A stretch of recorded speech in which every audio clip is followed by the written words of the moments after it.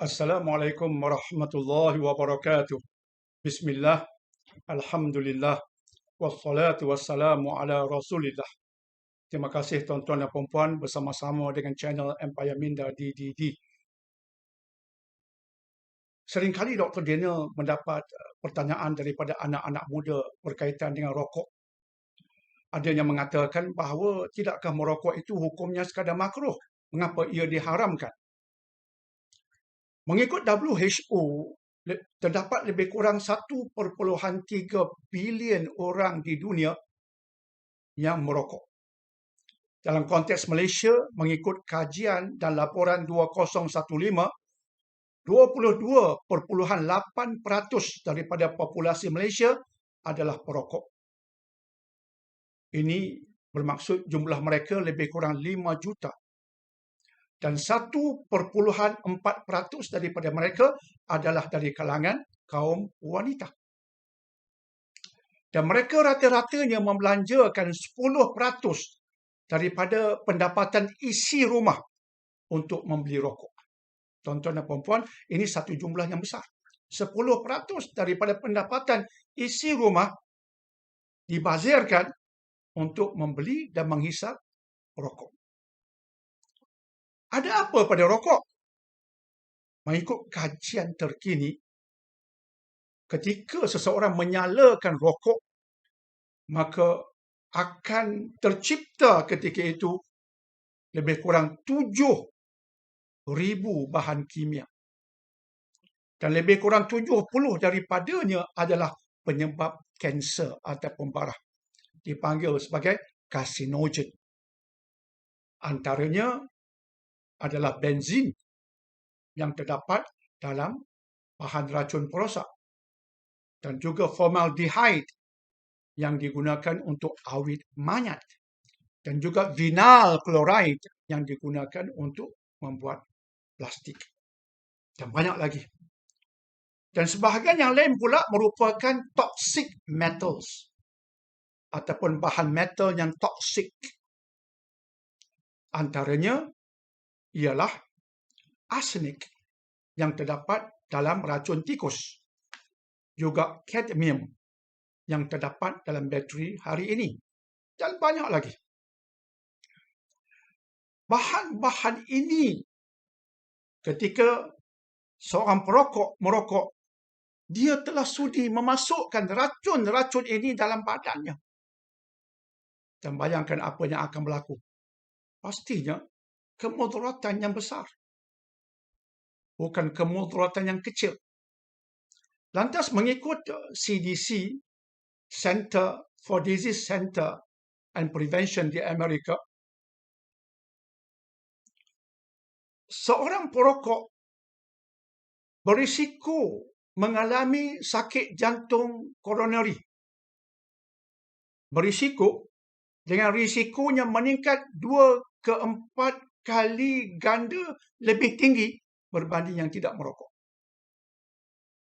Dan seorang perokok yang lelaki berisiko mendapat barah paru-paru 25 kali ganda berbanding yang tidak merokok.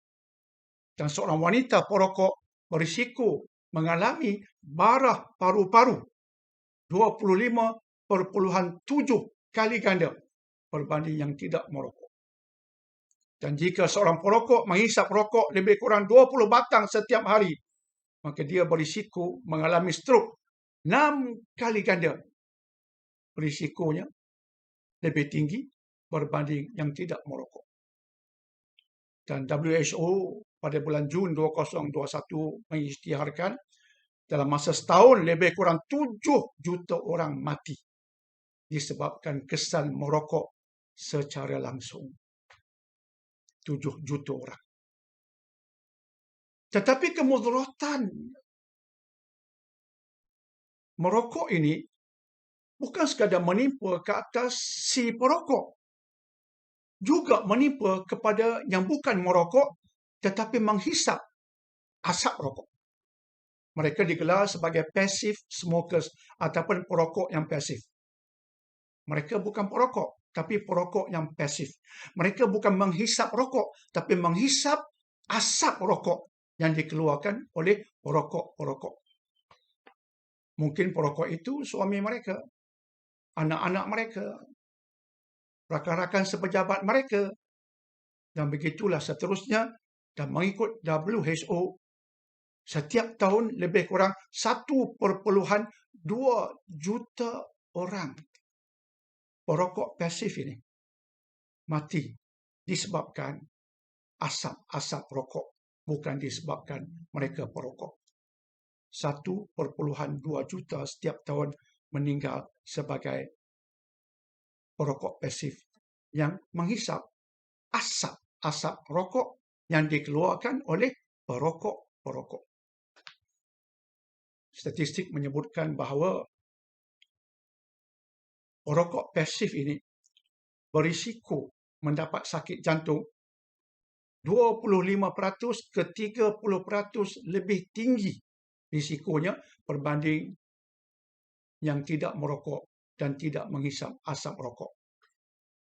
Dan perokok pasif ini juga berisiko mengalami stroke 20 ke 30% lebih tinggi berbanding yang tidak merokok dan tidak terdedah kepada asap-asap rokok.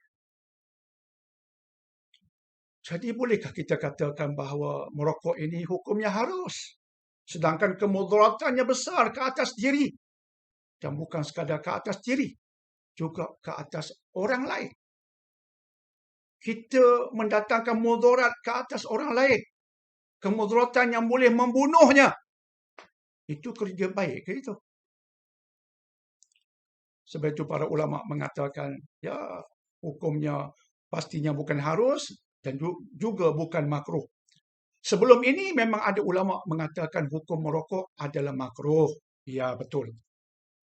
Tetapi dengan rokok yang ada pada hari ini dan dengan kemampuan untuk mengkaji secara lebih detail yang ada pada hari ini, maka para ulama rata-ratanya merumuskan hukumnya adalah haram.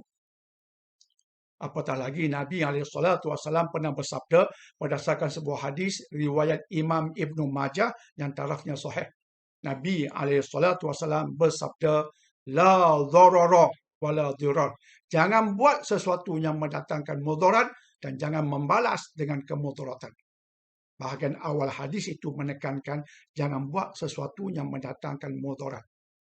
Merokok, adakah ia mendatangkan mudarat ataupun tidak? Jawapannya adalah ya, ia mendatangkan mudarat yang besar ke atas diri, dan ya, ia mendatangkan mudarat yang besar juga ke atas orang lain. Sebab itu hukumnya tidak boleh lagi makruh, tetapi haram, haram dan haram.